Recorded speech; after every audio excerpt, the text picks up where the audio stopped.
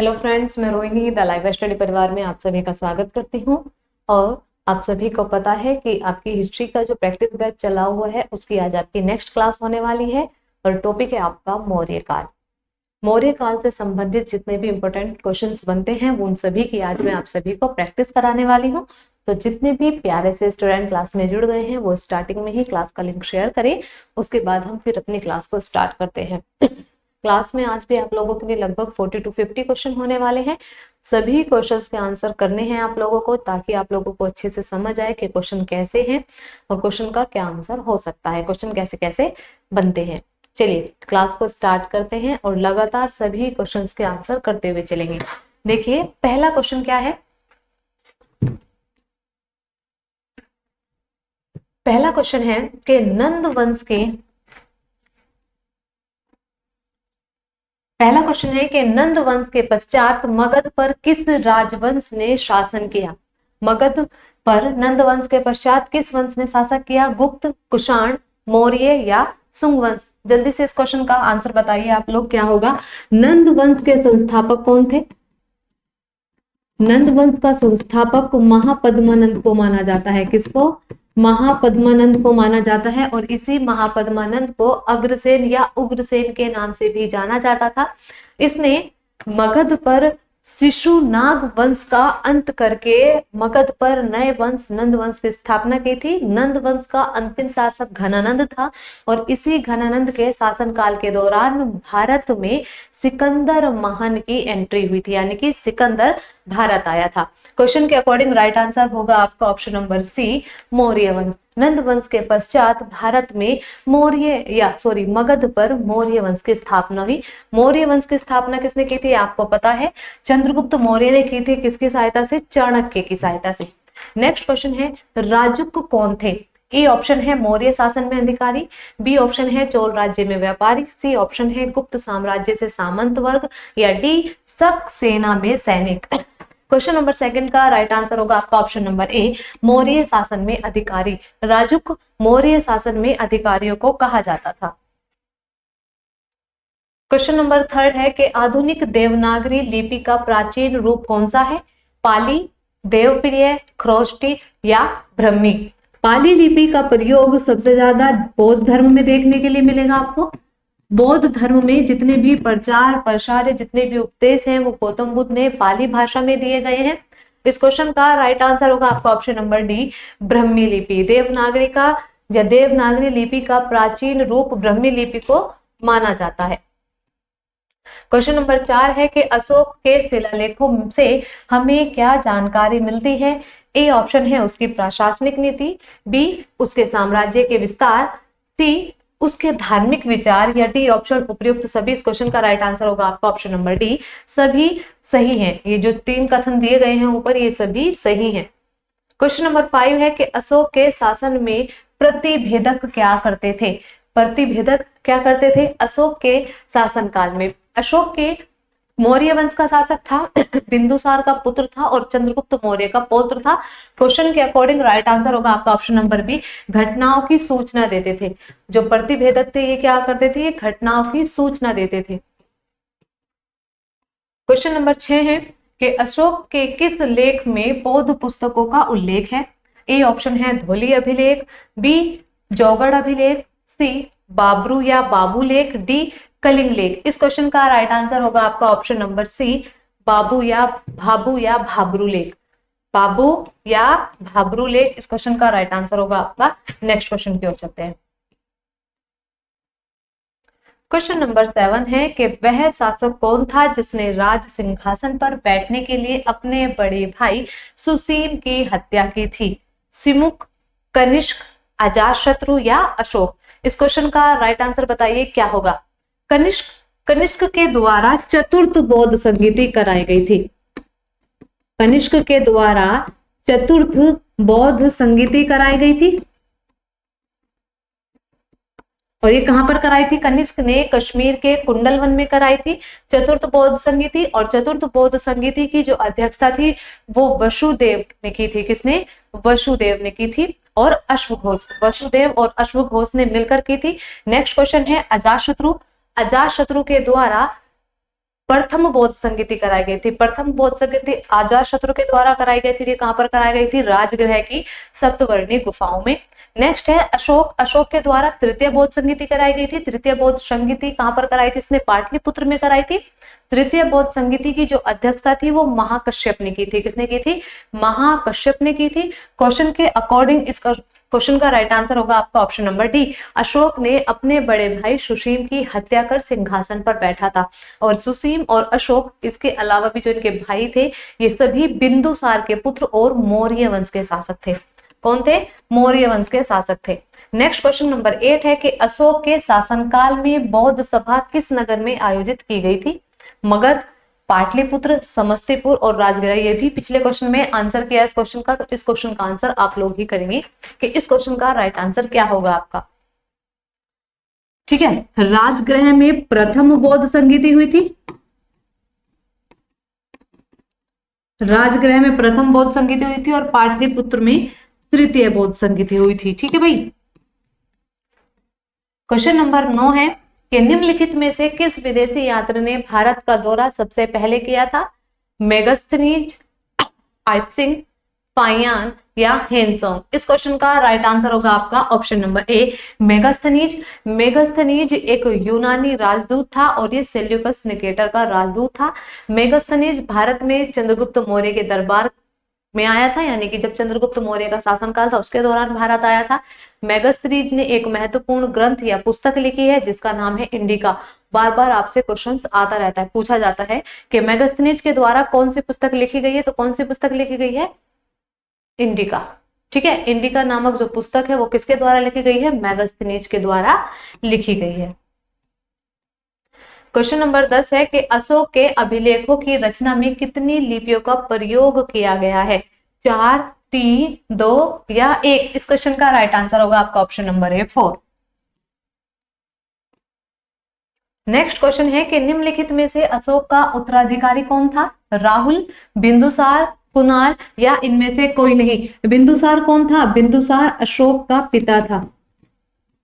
बिंदुसार अशोक का पिता था और राहुल गौतम बुद्ध के पुत्र का नाम था। गौतम बुद्ध के पुत्र का नाम था राहुल। ठीक है, और इस क्वेश्चन का राइट आंसर होगा आपका option number C, Kunal. Next question है कि निम्नलिखित में से कौन सा सबसे पुराना राजवंश है? गुप्त, मौर्य, वर्धन या कुषाण। इस क्वेश्चन का राइट आंसर होगा आपका ऑप्शन नंबर बी। जो ऑप्शन में आपको 4 वंश दिए गए हैं, इन सभी में सबसे प्राचीन या सबसे पुराना राजवंश है आपका मौर्य राजवंश या मौर्य वंश। ठीक है। क्वेश्चन नंबर 13 है कि मौर्य काल में निम्नलिखित में कौन सी मुद्रा प्रचलन थी या प्रचलन थी? कौन सी थी? ए ऑप्शन है दिनार, बी काकिनी, सी तौल या डी ऑप्शन पण। इस क्वेश्चन का राइट आंसर होगा आपका ऑप्शन नंबर डी, पण। पण सबसे ज्यादा प्रचलित थी किसके काल में? मौर्य काल में।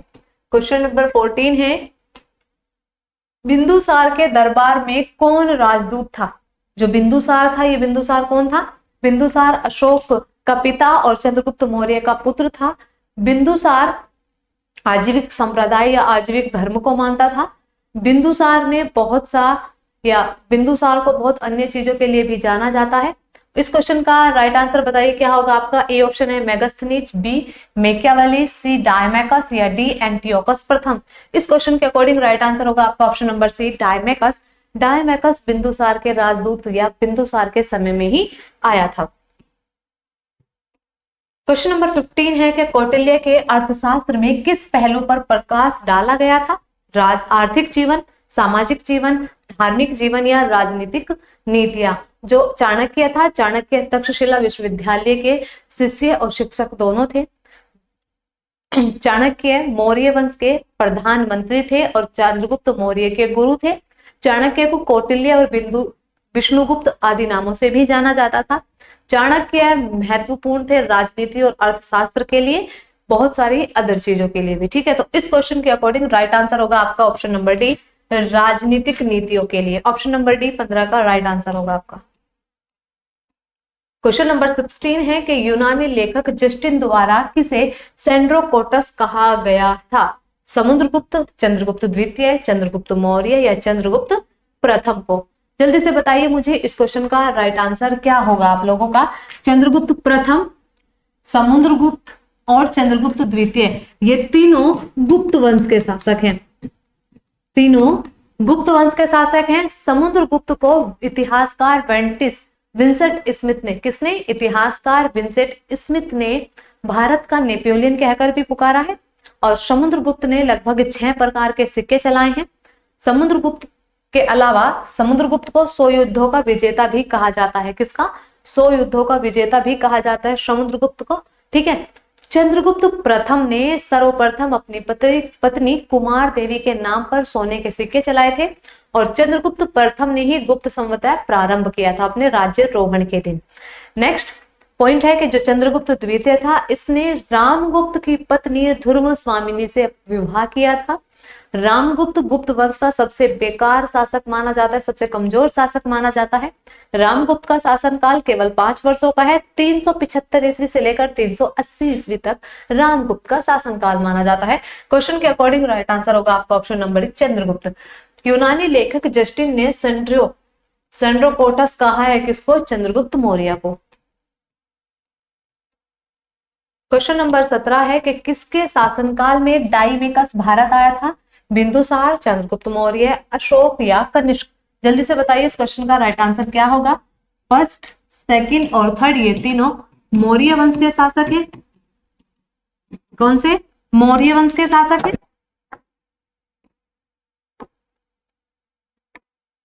देखिए तीनों के तीनों मौर्य वंश के शासक हैं।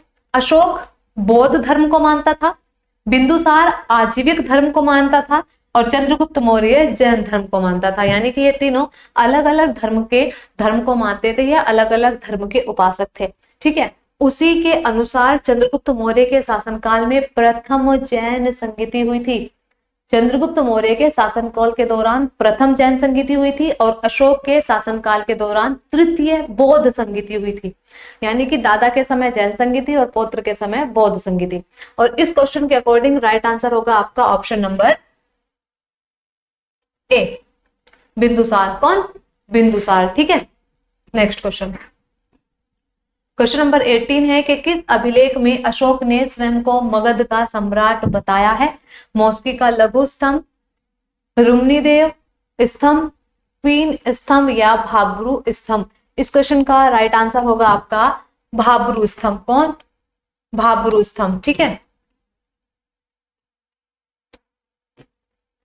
क्वेश्चन नंबर 19 है कि अशोक के शिलालेखों में प्रयुक्त भाषा है। अशोक के शिलालेखों में प्रयुक्त भाषा है प्राकृत। ऑप्शन नंबर ए इस क्वेश्चन का राइट आंसर होगा।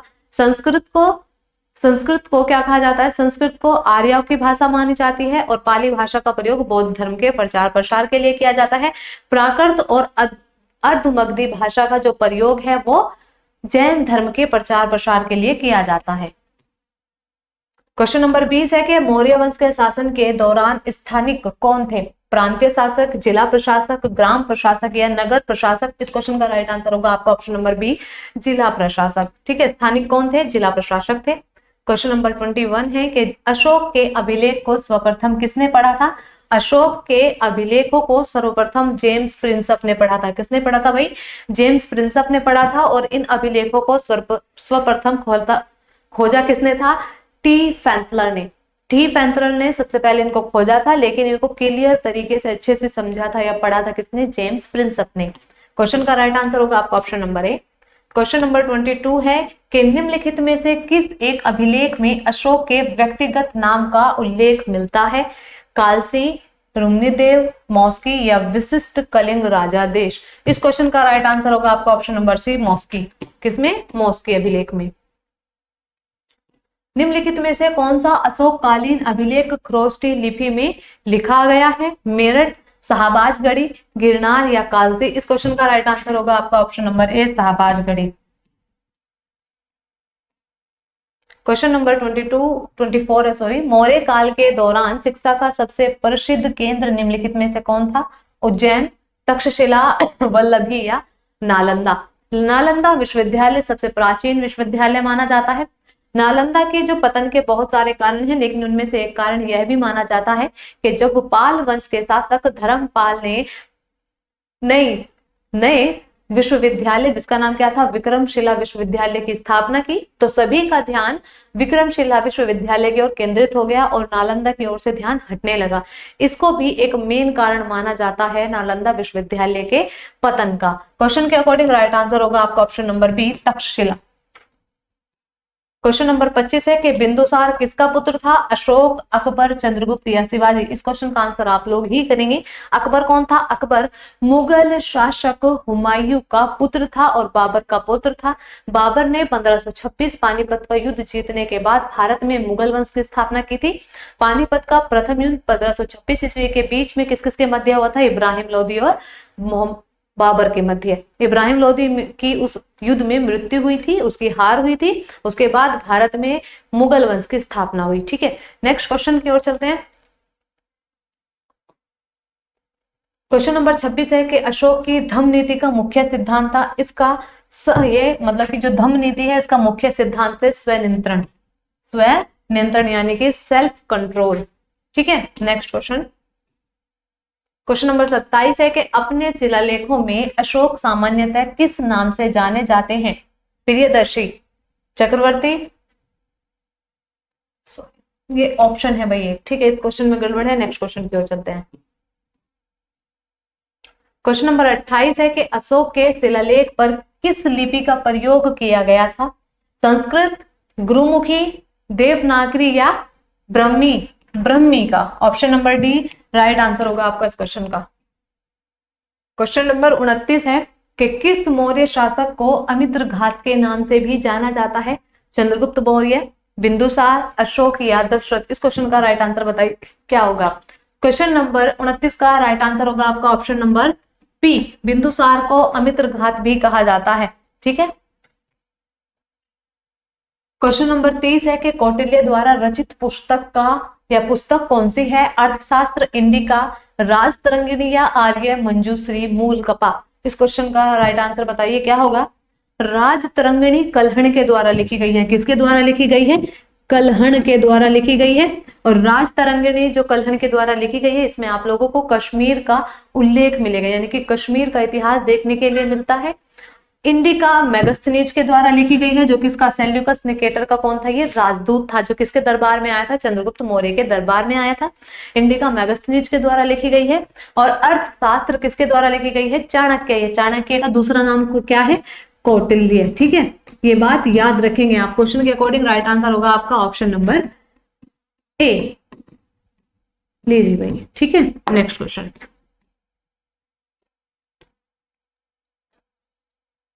क्वेश्चन नंबर 31 है कि किस वंश ने मौर्य वंश की जगह ली थी, गुप्त, शुंग, शिशुनाग या चोल वंश। गुप्त वंश की स्थापना श्रीगुप्त ने की थी और श्रीगुप्त को आदि पुरुष के नाम से भी जाना जाता है।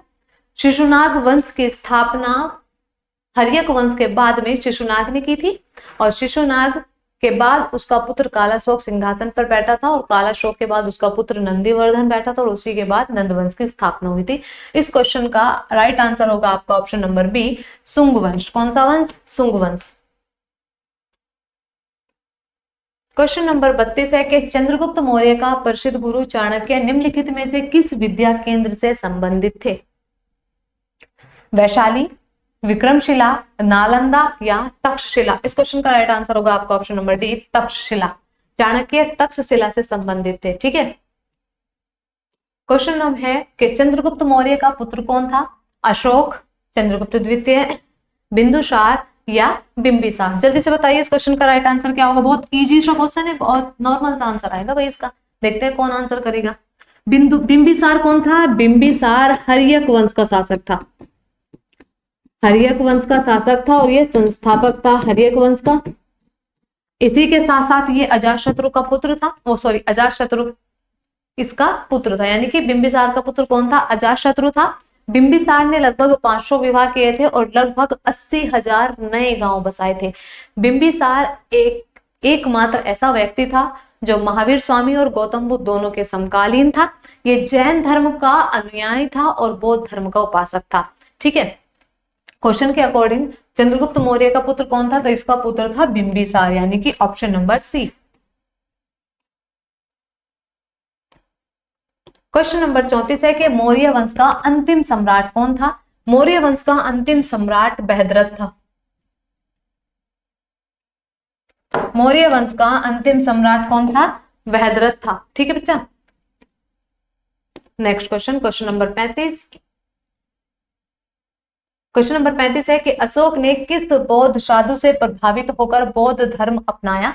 उपगुप्त, विष्णुगुप्त, ब्रह्मगुप्त या बृहद्रथ? इस क्वेश्चन का राइट आंसर होगा आपका option number A, Upagupta. Upagupta से प्रभावित होकर अशोक ने बौद्ध धर्म अपनाया था। ठीक है। चाणक्य का एक अन्य नाम क्या था? इस क्वेश्चन का आंसर आप लोग ही करेंगे क्योंकि पहले ही बता चुकी हूं मैं। क्वेश्चन नंबर 37 है कि इंडिका किसने लिखी है? इस क्वेश्चन का आंसर भी आप लोग ही करेंगे, काफी बार रिपीट कर चुके हैं, रिवाइज कर चुके हैं। नेक्स्ट क्वेश्चन है कि सम्राट अशोक किसके उत्तराधिकारी थे? बिंदुसार के, चंद्रगुप्त मौर्य के, सुसीम के या दशरथ के? तो इस क्वेश्चन का राइट आंसर होगा बिंदुसार के, क्योंकि बिंदुसार का पुत्र था कौन? अशोक। ठीक है। और अशोक सॉरी भाई, अशोक अपने बड़े भाई सुसीम की हत्या कर सिंहासन पर बैठा था। नेक्स्ट क्वेश्चन है कि देवनाम प्रिय के नाम से कौन विख्यात है? हर्षवर्धन, समुद्रगुप्त, अशोक या फिर चंद्रगुप्त मौर्य? इस नाम से प्रसिद्ध है आपके Ashoka. Option number C will be the right answer of question number 39। 40 number question है कि चंद्रगुप्त मौर्य ने सेल्यूकस को किस वर्ष में पराजित किया? 300 ईस्वी पूर्व, 305, 315 या 317? चंद्रगुप्त मौर्य और सेल्यूकस निकेटर के मध्य के बाद की अगर हम बात करें तो इन दोनों के मध्य एक संबंध भी था, क्योंकि सेल्यूकस निकेटर ने अपनी पुत्री हेलेना का विवाह चंद्रगुप्त मौर्य के साथ किया था। सेल्यूकस निकेटर ने चंद्रगुप्त मौर्य को 4 प्रांत दहेज में दिए थे, लेकिन इसके विपरीत भी चंद्रगुप्त मौर्य ने 500 हाथी सेल्यूकस निकेटर को उपहार में दिए थे।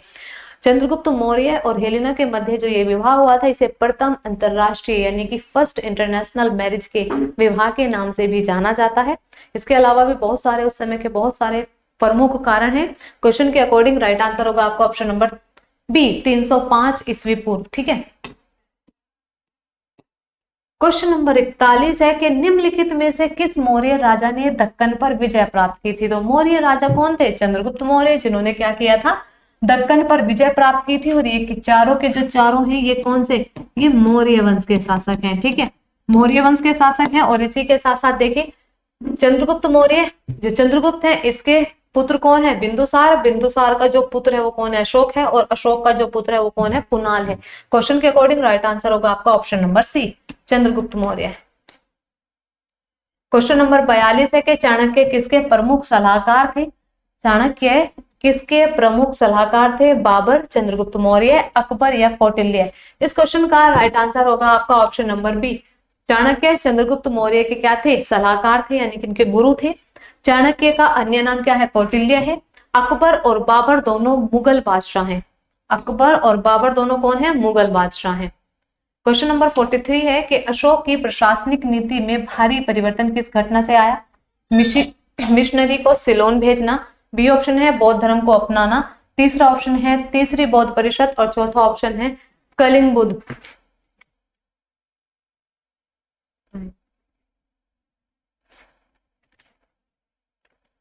इस क्वेश्चन का राइट आंसर होगा आपका ऑप्शन नंबर डी, कलिंग युद्ध। क्या होगा?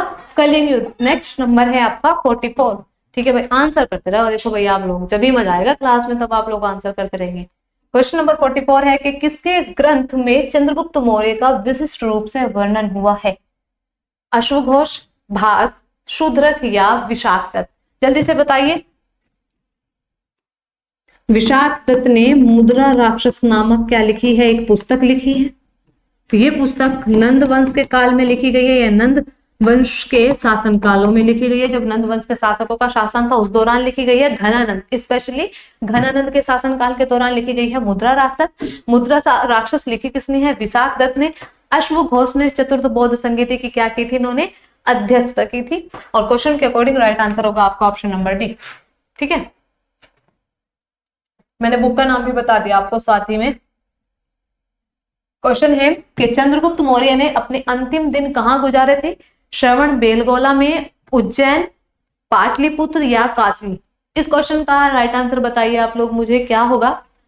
क्वेश्चन के बाद में जो आपका श्रवण बेलगोला है इसके बारे में अगर हम कुछ बात करें, या चंद्रगुप्त मौर्य ने जो अपने देह त्यागी थी या जो निर्वाण प्राप्त किया था वो जैन धर्म की संलेखना विधि के द्वारा या विधि के माध्यम से इन्होंने क्या किया था, अपनी देह को त्यागा था, निर्वाण प्राप्त किया था और अपने अंतिम दिन कहां पर बिताए थे इन्होंने, श्रवण बेलगोला में। कहां पर, श्रवण बेलगोला में, जो कहां पर है आपका, कर्नाटका। सांची का स्तूप का निर्माण किसने किया था, सांची के स्तूप का निर्माण अशोक ने किया था। किसने किया था, अशोक ने किया था। अकबर और हुमायूं दोनों कौन है, मुगल बादशाह हैं। कौन है, मुगल बादशाह है भाई, ठीक है।